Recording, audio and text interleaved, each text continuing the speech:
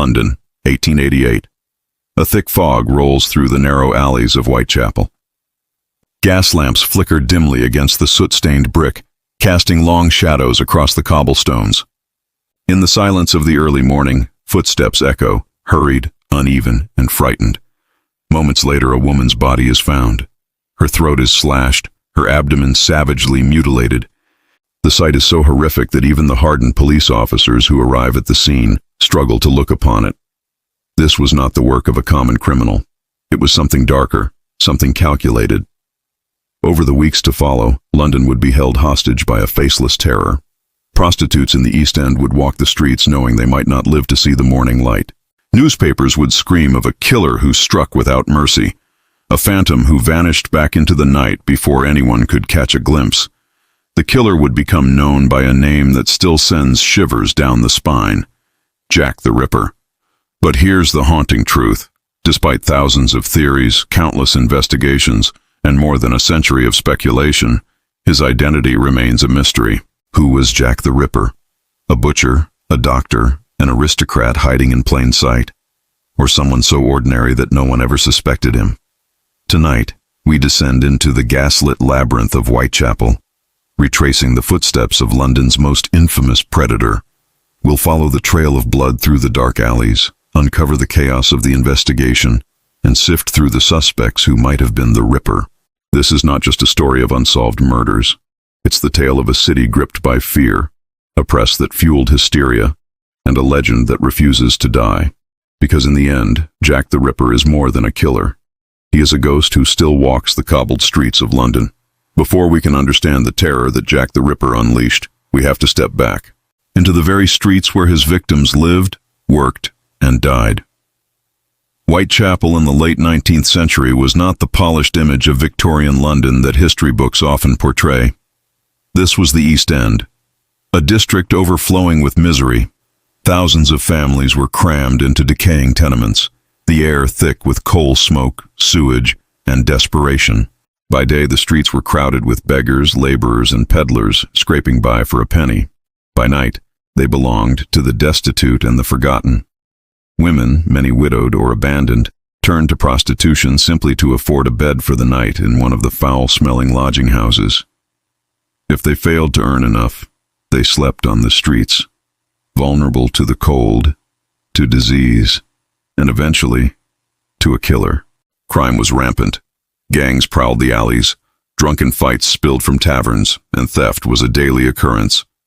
But none of this prepared Whitechapel for what was about to come. The poverty was staggering, but equally shocking was the indifference of the world outside. For the wealthy elite of London, Whitechapel was a dark corner better left ignored. Newspapers wrote about the East End as though it were another country, diseased, lawless, and dangerous. It was a place where, in their eyes, human life was cheap. This neglect created the perfect hunting ground.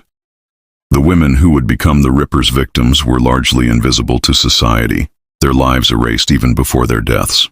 And when the murders began, the police faced a daunting challenge: a labyrinth of unlit alleyways, a transient population who often gave false names, and a neighborhood so accustomed to violence that screams in the night were nothing unusual.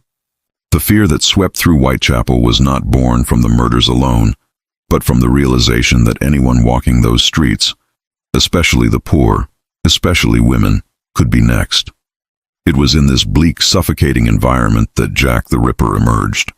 A predator cloaked not only in shadows, but in the chaos of a city that had already abandoned its most vulnerable.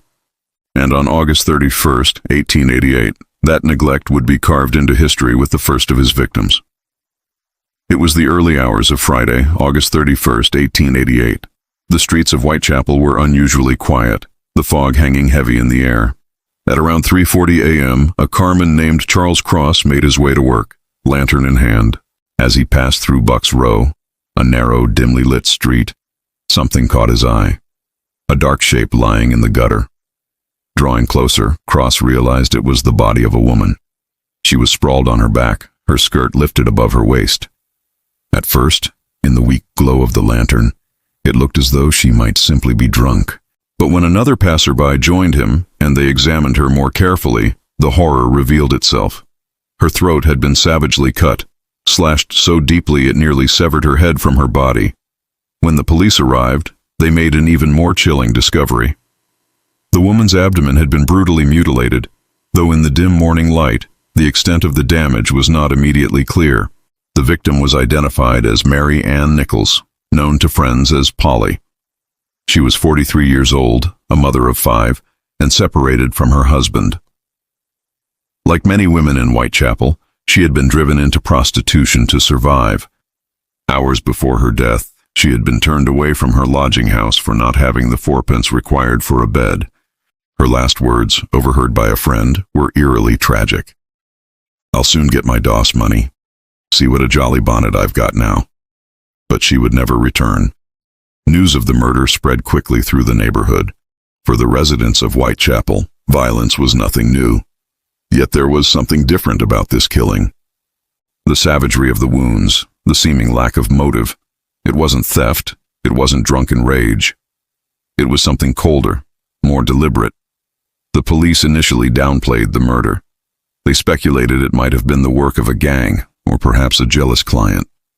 But whispers began to circulate. This was no ordinary crime. This was the work of someone who killed with precision, someone who enjoyed the act itself.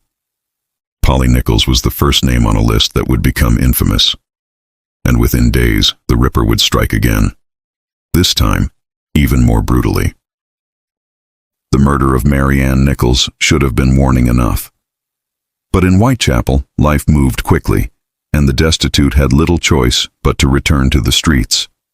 Only 8 days later, the killer struck again. Annie Chapman, September 8, 1888. At dawn, in the backyard of a house on Hanbury Street, the body of Annie Chapman was discovered. Like Polly Nichols, her throat had been slit. But this time, the brutality had escalated. Annie's abdomen had been laid open and organs removed. Witnesses recalled seeing her earlier that night with a man, described as shabby genteel, wearing a deerstalker hat. The press seized upon the details, calling it the work of a monster. Residents of Whitechapel began to realize that this was no isolated killing. A predator was among them, growing bolder. Elizabeth Stride, September 30th, 1888. Just 3 weeks later, the Ripper returned.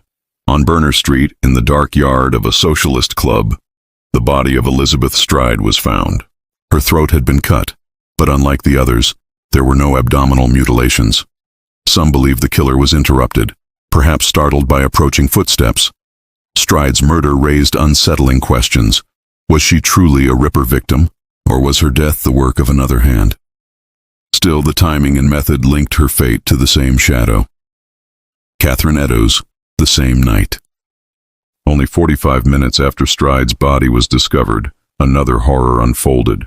In Mitre Square, police stumbled upon the mutilated remains of Catherine Eddowes. Her throat was slashed, her abdomen viciously mutilated, and parts of her kidney and uterus removed with chilling precision. This double killing in a single night became known as the double event. Panic exploded across London. The newspapers, already fanning the flames, now portrayed the Ripper as unstoppable, a phantom slipping through the city undetected. Mary Jane Kelly, November 9th, 1888. Then came the murder that shocked even the most hardened investigators. Mary Jane Kelly was different from the others. Younger, just 25 years old, she lived in a small rented room on Dorset Street. Unlike the other murders committed in public, Kelly was killed indoors, giving the Ripper time, privacy, and space to unleash his full depravity. Her body was discovered by her landlord's assistant the next morning. The sight was so horrific that police officers had to look away. Mary Jane's body had been mutilated beyond recognition, her throat cut down to the spine, her face mutilated, her organs scattered around the room. The bed, the walls, even the ceiling bore the marks of the frenzy. One inspector later admitted, "The scene was the most appalling I had ever seen in my life. I hope I may never see such a sight again." Fear grips London. By now, the press was in a frenzy. The words, "Jack the Ripper," appeared in headlines, coined after taunting letters received by newspapers. Londoners read every grisly detail with morbid fascination, even as they feared walking the streets. Women carried whistles. Men formed vigilante patrols. Police flooded the East End, yet the killer seemed always one step ahead. The victims, known today as the Canonical Five, lived lives marked by poverty, addiction, and desperation. But in death, they became unwilling symbols of a city's darkest hour. Their murders revealed more than the brutality of a single man. They exposed the neglect and vulnerability of Whitechapel itself. And still, the Ripper vanished after Mary Jane Kelly. Some believe he died, was imprisoned for another crime, or fled London. Others insist he simply stopped because he had achieved what he wanted. But before the city could process the nightmare, chilling letters began to arrive. Letters claiming to be written by the killer himself. And they would only deepen the mystery. As the murders mounted, so did the hysteria. Newspapers filled their pages with lurid details, and the public devoured every word. But then, a new twist emerged. Letters began arriving, written in red ink, claiming to be from the killer himself. The most infamous of these was addressed to the Central News Agency on September 27, 1888. It began with two chilling words. "Dear Boss." The writer mocked the police for their failure to catch him, boasting that he loved the work and would soon clip the ladies' ears off. It was signed with a name that would forever define the mystery, Jack the Ripper. Days later, another letter arrived, this one beginning, "I am down on whores and I shan't to quit ripping them till I do get buckled." It was signed, "Yours truly, Jack the Ripper." The timing was uncanny. Shortly after, during the double event of September 30th, Catherine Eddowes's body was found with part of her ear apparently severed. The newspapers exploded with speculation. Was the letter genuine? Had the killer been taunting the authorities all along? But the correspondence didn't stop there. Another note, delivered in a small box, became known as the From Hell letter. Inside was a grisly package, half of a preserved human kidney. The sender claimed to have fried and eaten the other half. Catherine Eddowes, it turned out, had been found missing her left kidney. Whether authentic or the work of a sick prankster, the letters fueled a firestorm of fear. For the police, they were a nightmare. Each new note triggered fresh waves of panic, diverting resources and inflaming the press. For the public, they transformed the Ripper from a faceless killer into something worse, a sadist who delighted in spreading terror. Even today, debate rages over their authenticity. Were they the words of Jack the Ripper himself, or clever forgeries by journalists eager to sell papers? Regardless of the truth, the name Jack the Ripper was now etched into history, and the police, already overwhelmed, were about to face a nightmare of their own. A city in panic, a press demanding answers, and a killer who seemed untouchable. By the autumn of 1888, London was paralyzed by fear. Patrols of constables swarmed Whitechapel's labyrinth of alleyways, whistles ready to summon help at the first sign of trouble.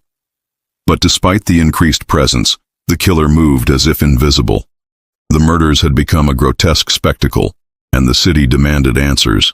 Scotland Yard faced enormous pressure. Yet the truth was grim.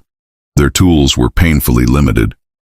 This was an era before fingerprinting, before blood analysis, before modern forensics of any kind.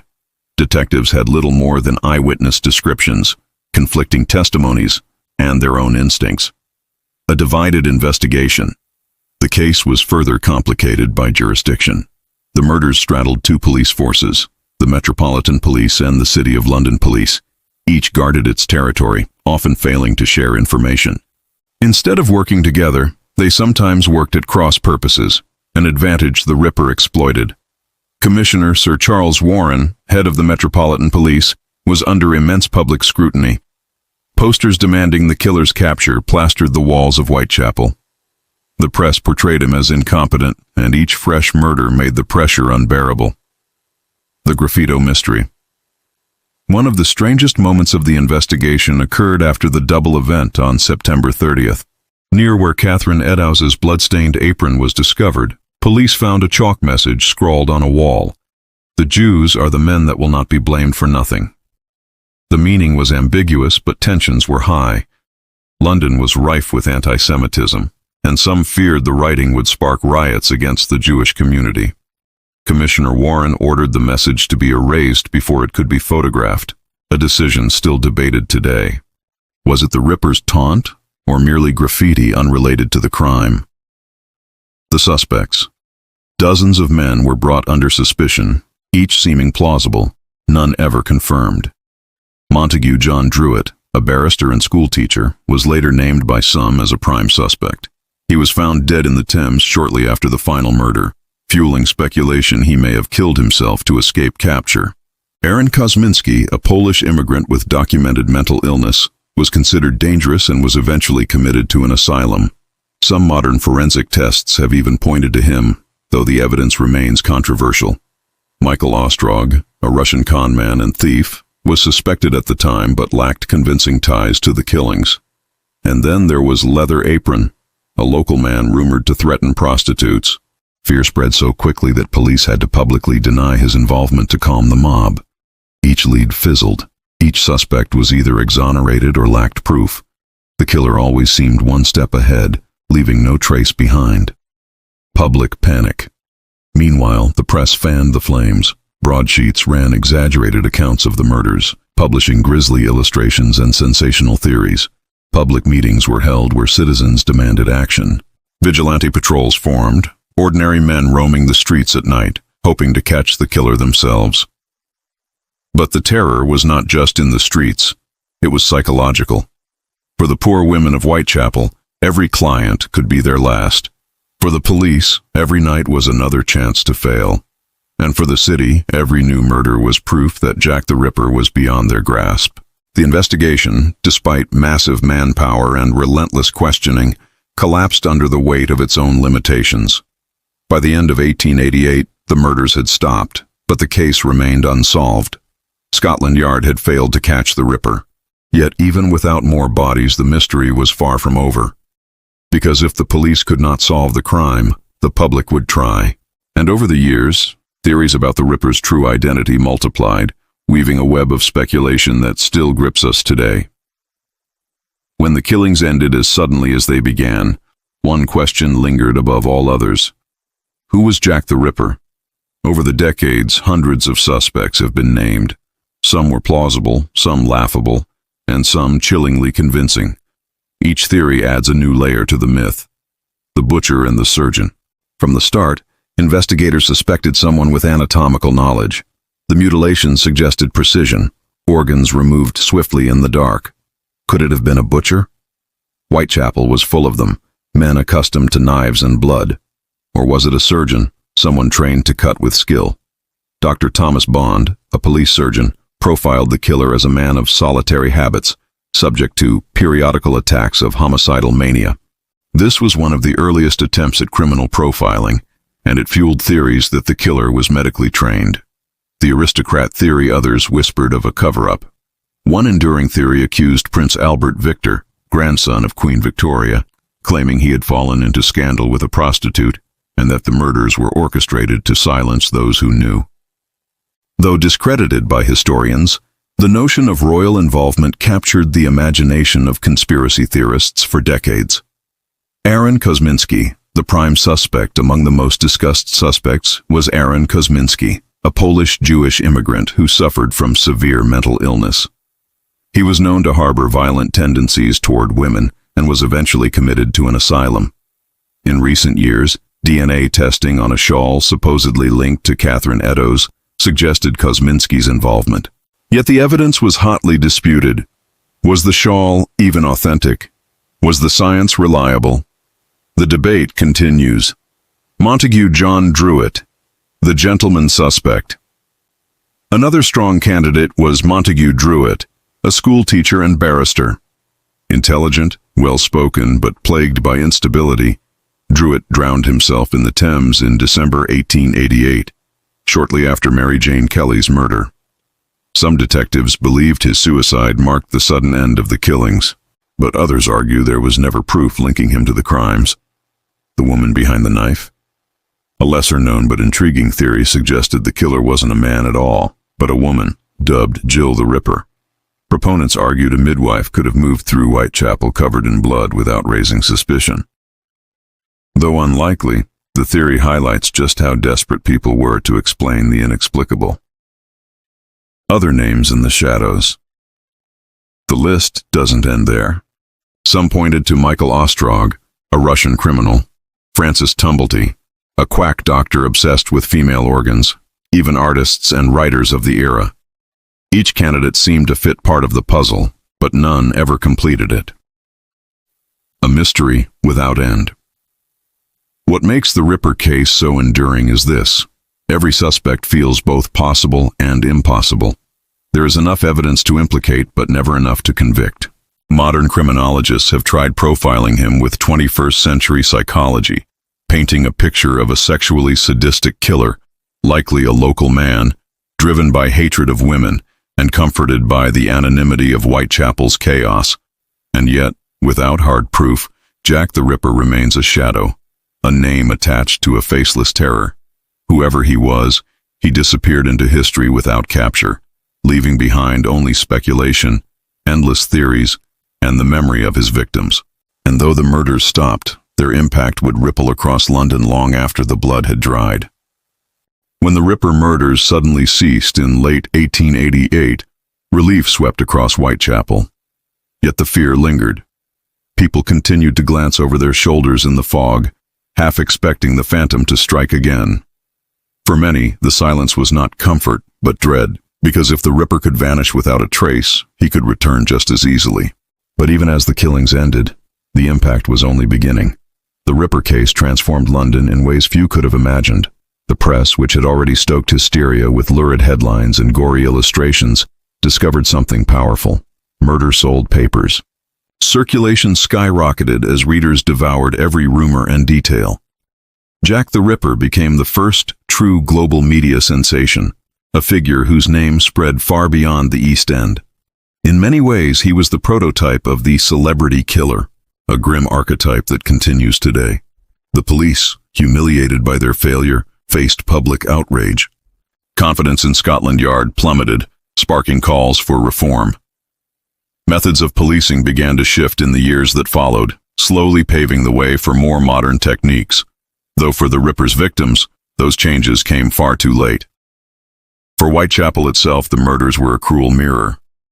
They forced Londoners to confront the squalor, poverty, and neglect festering in their own capital. Social reformers pointed to the victims' lives as evidence of a system that had abandoned its most vulnerable. In the years after the killings, debates over housing, poverty, and women's safety began to take root in earnest. Yet for all the discussions of progress, one truth remained unshaken. Jack the Ripper had escaped. His identity was never revealed. His crimes went unpunished, and his shadow stretched long across the city, staining its history with fear and fascination. The killings had ended, but the legend, twisted, enduring, and ever haunting, was only just beginning. More than a century has passed since Jack the Ripper stalked the alleys of Whitechapel, yet his name still resonates like a ghostly whisper. Few criminals in history have achieved such infamy. Why? Because Jack the Ripper is not just a historical figure. He is a myth. Over the decades, the Ripper has been transformed by novels, films, and endless retellings. He has been portrayed as everything from a shadowy phantom to a gentleman killer in a top hat, stalking the fog with surgical instruments in hand. Popular imagination blurred the line between fact and fiction, turning a brutal murderer into a kind of dark folk legend. But the reality was far more tragic. Jack the Ripper's victims were not faceless characters in a Gothic drama. They were real women: Mary Ann Nichols, Annie Chapman, Elizabeth Stride, Catherine Eddowes, and Mary Jane Kelly. Each lived a life marked by hardship, poverty, and survival in a society that overlooked them.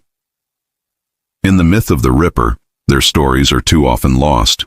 The fascination endures because the mystery remains unsolved. Humanity is drawn to the unknown, to puzzles that refuse resolution. Every new book, every documentary, every supposed breakthrough rekindles the question, who was Jack the Ripper? And every theory, no matter how unlikely, keeps his ghost alive. Yet beneath the intrigue lies a darker truth. The legend of Jack the Ripper has sometimes overshadowed the reality of violence against women, poverty, and systemic neglect. The myth glorifies the hunter, while history quietly mourns the hunted. Jack the Ripper was not a monster of fiction. He was a man, flesh and blood, whose crimes were allowed to thrive in the shadows of indifference. And that, perhaps, is the real reason his legacy endures, because it forces us to confront the uncomfortable question of how society let him exist at all. Jack the Ripper remains to this day an enigma, a phantom who slipped through the cracks of history, leaving behind only questions, shadows, and the blood of his victims. We may never know his name. We may never uncover what twisted compulsion drove him to slaughter 5 women in the dark alleys of Whitechapel. What we do know is this: his crimes changed the city forever, reshaped policing, and etched themselves into the very fabric of our culture. The legend of Jack the Ripper endures not because of who he was, but because of what he represents: a mystery without end. He is a reminder of how fear can grip a city, how the vulnerable are too often forgotten, and how evil can hide behind the most ordinary of faces. But above all, we must remember the victims: Mary Ann Nichols, Annie Chapman, Elizabeth Stride, Catherine Eddowes, Mary Jane Kelly. Their names deserve to be spoken, not just as characters in a grim tale, but as women who lived, suffered, and deserved better. And so the question remains: who was Jack the Ripper? A surgeon? A butcher?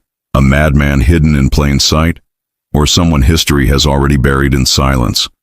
The answer may never come, but the mystery ensures that Jack the Ripper's shadow still lingers, haunting the cobblestones of Whitechapel to this very day. Now I want to hear from you. What do you think? Who was Jack the Ripper? Was it one of the prime suspects, or someone history has long overlooked? Share your theories in the comments below, and let's keep the discussion alive. Because as long as the mystery endures, Jack the Ripper will never truly rest in peace.